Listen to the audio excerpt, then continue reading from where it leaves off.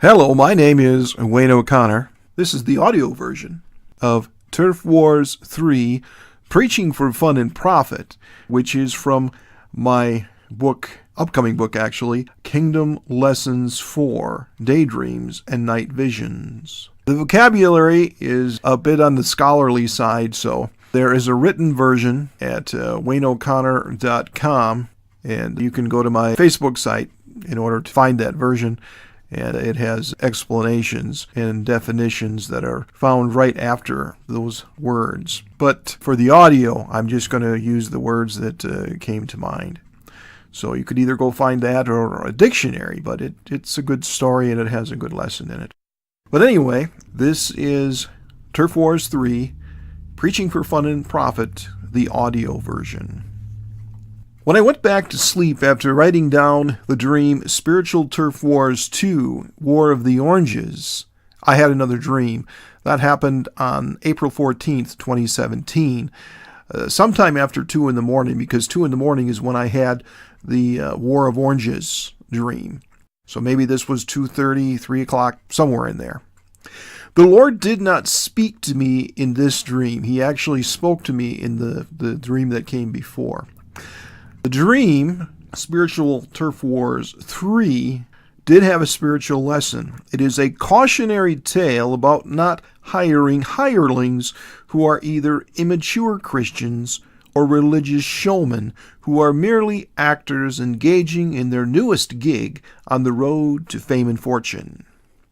Spiritual Turf Wars 3, The Dream. Pastor Rocky Rockford, Newmarket, had never gone to Bible school.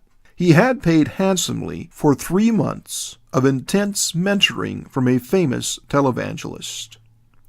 His sandy blonde hair had faded to mostly white after 50 years of walking the earth. Pastor Newmarket's southern accent and rugged good looks had opened many doors, albeit temporarily, throughout his life. Upon reaching 40 years of age, he had picked up a slight potbelly, but had otherwise remained quite fit and muscular. Still maintaining a lifelong hobby of boxing and weightlifting had also been beneficial. But somewhere in the dream he mentioned that he wasn't going to the gym every day, but still, for the last 4 or 5 years, had been going maybe 2 or 3 times a week. But he was getting older, his body was kind of shutting down, but he was still in extremely good shape for a 50-year-old man. Rocky always dressed in cowboy clothes. Today was no exception. While Newmarket's elders prepared to take an offering, Rocky sang Old Country Church and twanged the strings of his Johnny Walker Sunburst guitar. His enthralled audience vented courses of oohs and ahs. Many came to hear his golden voice rather than to meet Jesus. The stage set at the front of the church was almost as glitzy and as well apportioned as that of any CMT cable show, that's Country Music TV. Being skilled both as a musician and a trained motivational speaker, Rocky had a natural knack for filling both his pews and offering plates. At 20, Rocky had dreamed of being a game show host or radio announcer. He had flunked out of Brown's Institute. Rockford found it easy to get hired, but because of his personal issues and character weaknesses, always had difficulty keeping the job. He had tried owning and operating hotels and restaurants. That had never worked out either. Rocky had also been a nightclub bouncer several times. Later in life, he decided that he would become a radio and television preacher. Rocky did not benefit from any great spiritual blessing, but because of his natural talents and skills, that vocational track was showing great promise. Rocky finished his song. He placed his guitar in its cradle, then gave his stepson, Orlando, usually called Ori by everyone but Rocky, a nod. Ori was a shy and humble young man of 22.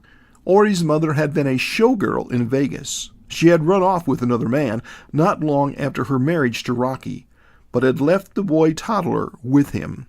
The boy's name was Orlando Mann, but the minister always called him Boy in the dream. Rocky tipped his white Stetson to the audience and waited for the applause to fade away. His eyes gleamed. A wry smile parted his lips as he watched his elders exit into the back room behind the stage to count the offering plates. Rocky had a good feeling about the generosity of today's audience, and his feelings concerning the estimations of the offering were always uncannily accurate. "Boy, I say boy," drawled Rocky as he stepped back from the pulpit. He added, "I know I'm a hard act to follow, but give it your best shot. Yes, sirree, boy. Sing that there new chorus y'all wrote." Ori was also dressed as a cowboy, but wore a much more casual blue and white checked shirt and black jeans that were only slightly darker than his skin. While his pigmentation was dark, his features were very fine. Orlando was good-looking to everyone but himself. He didn't consider himself to be unattractive, but did not consider himself to be a prize either. While he was friendly to many girls, Orlando was afraid of commitment. He placed his Bible on an empty velvet-cushioned stage chair, wiped his hands on his jeans, and grabbed his song sheet. Ori swallowed nervously, then forced a faltering smile. "Howdy, y'all. Jesus gave me another song a couple of weeks ago. It took another week for the band to make a music track for me. I hope you like it." After a few seconds, Ori became lost in the song, which praised Jesus for his power and sterling character.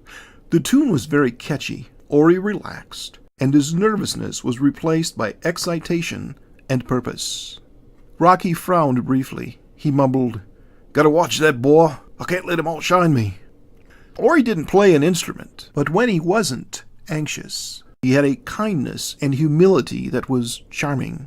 While he did not possess the superlative voice and flamboyant presentation style of his stepfather, Ori was well-liked. When not burdened by anxiety, he displayed a natural talent for sharing, whether singing or talking with people. The fact that he rarely became angry and seemed to easily avoid most temptations had become an irritant to his stepfather more and more in recent years. "Well now," boomed Rocky, "everyone give my boy a hand. He did good. Yes, sirree. He did his daddy proud. Not the best song I ever heard. Kind of simple and short, but he did good." Ori's happiness tarnished. He slipped back into his shy, awkward personality and quietly took his stage chair. Rocky walked back to the podium, deftly waved his Bible, and said, "Turn with me now to the book of Psalms. Go to chapter 91. Rockford, Newmarket, had started guest preaching at local churches throughout New York City. He recruited helpers from the various churches to support his new ministry. He had been called a sheep stealer on more than one occasion. Even though Rocky's boorish behavior kept repelling people, his natural talent just kept packing the church. His TV and radio shows grew in leaps and bounds, and money poured into the church coffers. In addition to his preaching salary, Rocky received a percentage of all church revenue. Scene fade. Rocky boomed from the pulpit, "Praise Jesus, our radio and TV ministry is taking off in grand style. I can't take all the credit myself.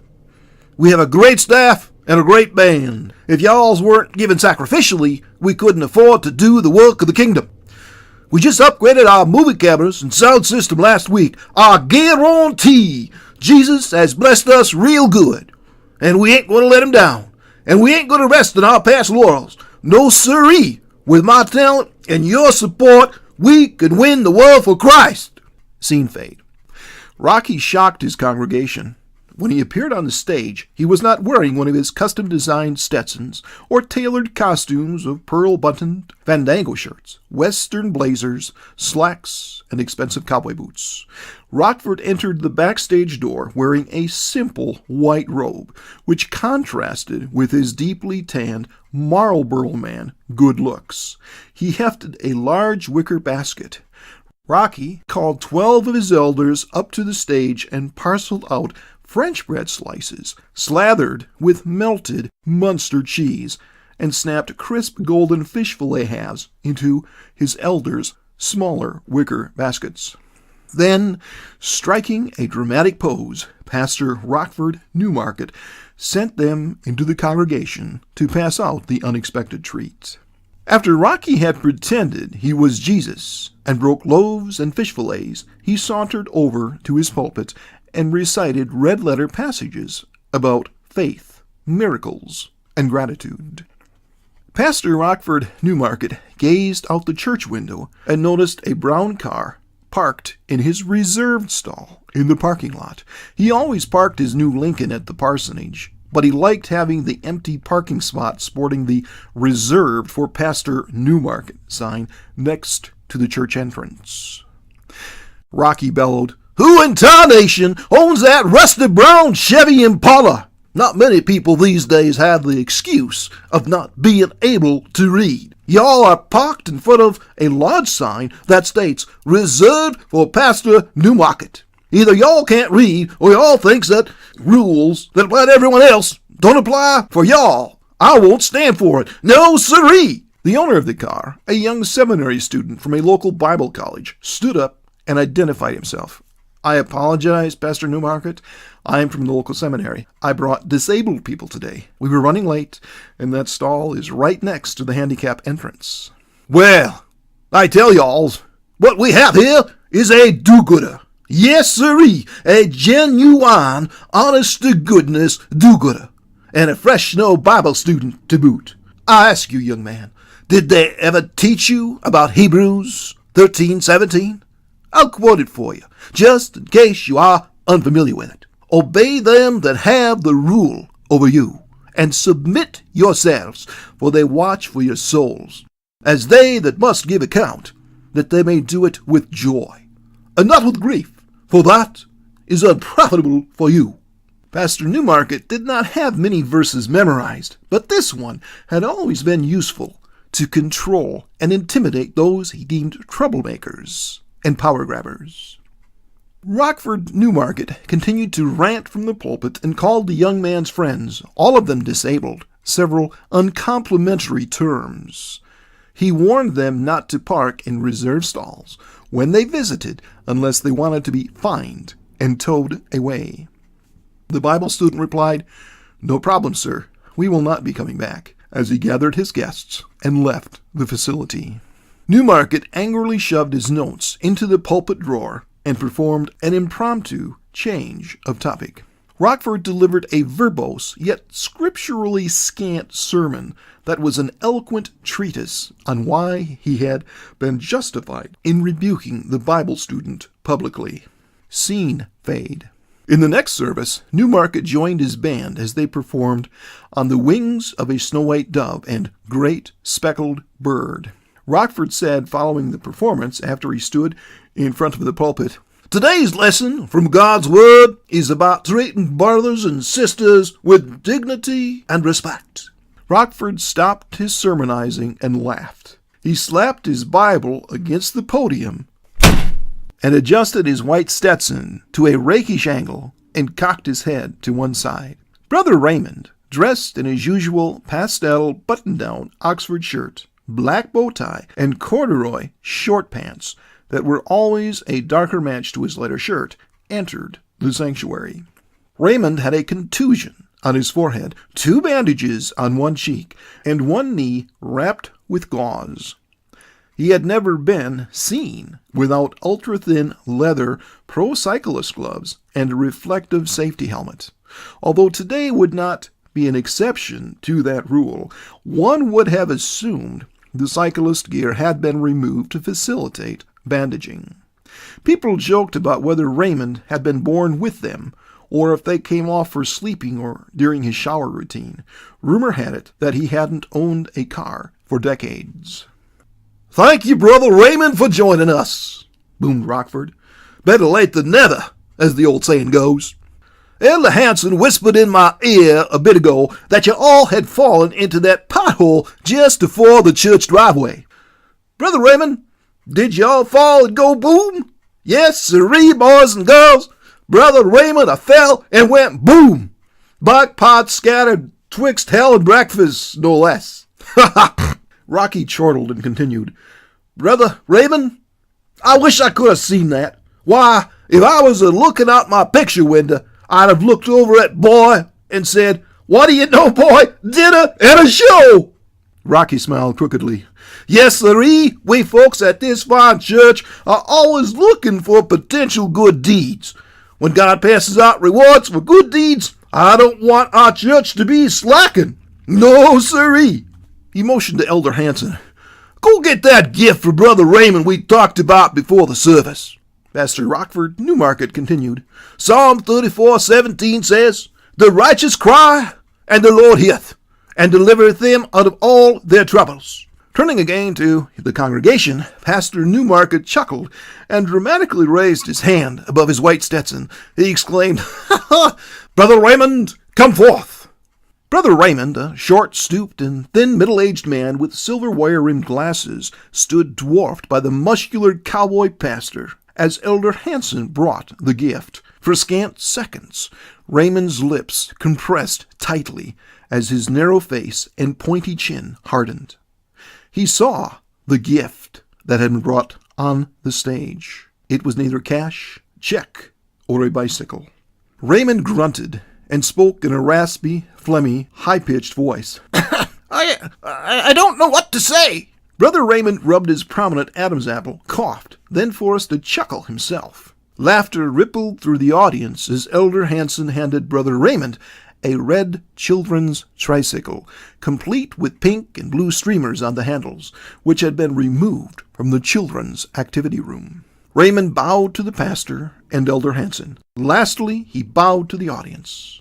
Raymond then walked his new tricycle down the 3 steps below the stage. Then, waving with one hand, he rode his gift erratically along the pew aisle to the foyer, frantically tooting the trike's horn like a Shriner in his funny car on parade day. Raymond hopped off the toy trike at the foyer exit, stood, bowed once more, and exited through the door with the trike in hand. After closing the church door behind him, Brother Raymond parked the tricycle outside the door, solemnly saluted it, and walked away. The trike's streamers whipped and fluttered behind him in the stiff breeze as he walked home. Brother Raymond did not give up his love for country gospel, but never set foot in Cowboy's gospel tabernacle again, or listened to its cable or radio show. Only a few members of the large congregation ever noticed his absence. Scene fade. Rocky adjusted his white Stetson, picked up his electric Les Paul Classic Green Ocean Burst guitar, and said, I'm dedicating this song, Move, by Audio Adrenaline, to my girlfriend, Sky. He paused and said, Stand up, Sky. Let everyone give you a hand. Sky was a striking, willowy blonde, barely into her 20s. She was an immodestly dressed modeling student. She wore a candy cane tube top, black leather mini, sparkly green belly gem, and a diaphanous black cape with a peacock feather clasp. A zircon faux diamond and ebony necklace dangled tantalizingly just above the exposed cleavage of her ample and barely contained bosom. Following a sermon on walking in holiness, Rocky winked and concluded his homily with the statement, My last and most important bit of advice to y'all is a quote from my daddy. Do as I say, and not as I do. Scene fade. Newmarket's stepson, Orlando Mann, sang a Christian song that he had written. As usual, Ori was nervous when he introduced himself, but did a great job on the song. Rocky said, Boy, you did all right! Ha ha! He laughed and added, My boy's mama's great-grandparents must have sung like that when they were picking cotton for their master. Ori became shy and nervous once more following his stepfather's racially inappropriate remark. Rocky thumped his Bible and said, Today's sermon is about gossip. Midway into his presentation, Rocky dramatically pointed into the television camera and asked, Did y'alls ever hear tell the joke about the town pastoral support group meeting? The group decided to pray for each other's besetting sins. One pastor said, Please pray for me. I have a problem with lying. Another pastor said, Pray for me. I have a problem with yelling at my wife. Another pastor said, I have a problem with padding my expense account. 3 pastors said they suffered from a porn addiction. The last pastor excitedly proclaimed, My problem is gossip, and I can't wait for this here meeting to be over, so I can go out and share the news. Pastor Rockford Newmarket ended by gleefully sharing several embarrassing stories about numerous parishioners. Rocky was careful not to name names, but left a trail of clues that could have been followed by a blind man. He explained that what he was sharing was not gossip, merely examples of gossip to illustrate his lesson. Scene fade. Following a short but impactful sermon on tithing, Rockford and his band played several popular Christian songs. Rocky called his girlfriend Sky to the stage and handed her a microphone. She was wearing a sequined scarlet Fredericks of Hollywood gown. They sang the duet Friends, as famously performed on YouTube by Michael W. Smith and Amy Grant, but with a distinctly countrified style. After the service, Pastor Rocky Newmarket stood in the foyer for the traditional handshakes ritual. He always enjoyed bantering with the congregation as they left the church. Most of them were wont to meet at one of the several local buffets, or else they would hurry home after picking up multiple JoJo's Chicken to Go buckets and spend the afternoon sprawled across couches and easy chairs before their surround sound big screen TV, watching the Giants versus Cowboys game. Flower bouquets of red roses, orange lilies, and snowy baby's breath floral arrangements in fancy pearled vases, neatly ensconced in arched wall niches, filled the foyer with bright colors and pleasantly floral scents. A portly young man with black, tightly curled hair snapped a photo of Newmarket shaking hands with a wealthy-looking elderly couple. The journalism student was also covertly wired for video and audio. One of the elders whispered in Rocky's ear to be careful with his remarks because a journalism student from a local college was present. Until the cowboy pastor was further informed that the journalist was suspected to be in the process of writing a less than complimentary paper on him and his church, he had merely struck a dramatic pose. Like a light switched off in a dark room, Pastor Rockford Newmarket changed from charming saint to bellowing devil in the blink of an eye. Rocky began yelling at the young man as people milled like confused lemmings in the church vestibule. Red-faced and almost incoherent, Rocky yelled, "Get the hell out of my church, you paparazzi pig! If you bleeping write that bleeping story about me, God will bleep you up bad. And when he's bleep done, then it's my bleeping turn." He ended his tirade by bending his knees and putting up his fist in a traditional boxer stance and exclaimed, "And make no mistake, fat boy, I can bleep you up real good, real bleeping good." Of course, he didn't use bleep and bleeping in his discourse. The elders escorted the journalist student out the door. Then the elders ran back and attempted to quiet Newmarket down. 3 more elders joined the others and forcibly walked him into the office and closed the door. Outside, the journalism student talked with a few shocked churchgoers who had left with him. He patted his suit coat pocket, grinned, and said, "I recorded that. Audio and video. This will not only get me an A on my master's presentation, but it will be in all of the local papers. The editors will, of course, bleep out the expletives." End of dream. The names of people and objects such as clothing and guitars were all made up. Otherwise, the dream was as written. Occasionally, as has happened with other dreams, I would later have memory flashes during editing of scenes like Brother Raymond solemnly saluting the tricycle before walking away from Cowboy's Tabernacle of Praise, never to return. Rockford seemed like a unique name readily associated with the nickname Rocky. I also had Rockford nicknamed Rocky because he had been a boxer for many years. His clothes may not have been the same as described, but from what I remember, his clothes and 4 or 5 guitars looked very flashy and expensive. I do remember one of the suits was all white with a white string tie. Rockford reminded me of a slim version of the character Boss Hogg while wearing that costume. I also remember that Rockford wore an emerald western cut sports jacket with brown elbow and shoulder pads that matched the green Les Paul guitar. Some of the jackets and shirts had white cowboy hats or black longhorn cattle silhouettes on either side of his chest. Mostly he wore jeweled string ties. Rockford also wore an ascot tie of shimmery dark blue or green during one scene. Another time he wore a standard black tie.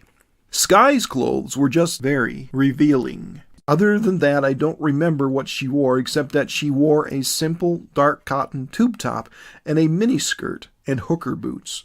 Later in the dream, she wore a gauzy feathered showgirl gown. It was either emerald or red. There was a country western band of mixed gender. They backed up Rockford or played background music for Ori and other singers from a bandbox on the stage. I don't remember much about them. I do distinctly remember they had a name, and it was used several times in the dream, and I cannot remember the name of the band. It was something like Cowboy and his Vaqueros or Buckaroos or something. But anyway, whatever it was, I can't remember it, and I don't think those were the names, but the name was mentioned several times, and I cannot remember it. Some of the weird turns of phrase like fresh snow Bible student were in the dream. I didn't make them up. I don't remember any of the actual songs that were in the dream. All I remember was that Rocky was a very good singer and guitarist. While Pastor Rockford Newmarket did not have a relationship with Jesus, his stepson seemed to be a quickly growing young Christian who was very humble and sincere. Orlando suffered because of his stepfather's constant belittling and his mother's abandonment, but seemed to show great potential for one day becoming a mature Christian and receiving emotional healing. I have the feeling that Rockford and Elder Hansen, who had also been Rocky's former musical agent and advisor, were asked to leave the church following the last incident with the journalist. It also seems that Ori was allowed to stay, assist the band, and a few years later became the pastor. The dream portrays how a pastor should not act. It also shows how, if a pastor is spiritually weak, but naturally talented in speaking or playing instruments, and can bring in a good offering, the board tends to overlook behaviors that would normally bring correction or termination to any non-celebrity pastor. Keep in mind that the devil can bring blessing for a season if it suits his nefarious purposes. Such black blessings may be considered to be from Jesus when they are not. Rockford's fame and fortune while at the helm of Cowboy's Gospel Tabernacle is illustrative of this principle. Also keep in mind that the devils are always looking for an opportunity to take the bad examples in our midst, especially those of leaders, and paste their diabolical behavior onto the billboards and tabloids of the world. When even a few Christians portray immoral behavior, Christian haters love to smear every follower of Christ as hypocritical and immoral people, painting them in horrific, gaudy colors. To the best of my knowledge, I do not know of any celebrity pastor whose life story resembles that of the one in my dream. But because of the detail, I wonder if the dream is a work of fiction based on the life of a real person. He did not look or sound like the country western singer from my dream Honky Tonk Prodigal in Kingdom Lessons 3. And they sounded different. The Honky Tonk Prodigal cowboy had a definite Wisconsin or Minnesotan accent in his voice. Rocky, I apologize that I'm not really that good at imitating a Southern gentleman, but Rocky's voice was definitely Southern, so he was different than the Honky Tonk Prodigal cowboy. Well, thank you for listening, and I hope that you have a good evening or a good day, whatever the case may be. Please visit me at wayneoconnor.com or on Facebook.